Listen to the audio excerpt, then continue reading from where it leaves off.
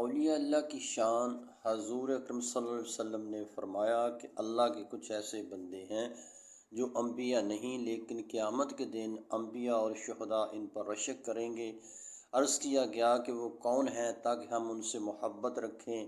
آپ نے فرمایا کہ وہ ایسے لوگ ہیں اللہ پاک نے ان کے دلوں میں نور بھر دیا ہے، اللہ کے نور کی وجہ سے ایک دوسرے کو دوست رکھتے ہیں، نہ ان میں خونی رشتہ ہے نہ نسب کا اشتراک، ان کے چہرے نورانی ہوں گے، وہ نور کے ممبروں پر بیٹھے ہوں گے۔ جب لوگ خوفزدہ ہوں گے انہیں کوئی خوف نہ ہوگا، اور جب لوگ غمگین ہوں گے انہیں کوئی غم نہ ہوگا۔ پھر آپ نے یہ آیت تلاوت فرمائی، خبردار اولیاء اللہ پر نہ کوئی خوف ہے اور نہ وہ رنجیدہ و غمگین ہوں گے۔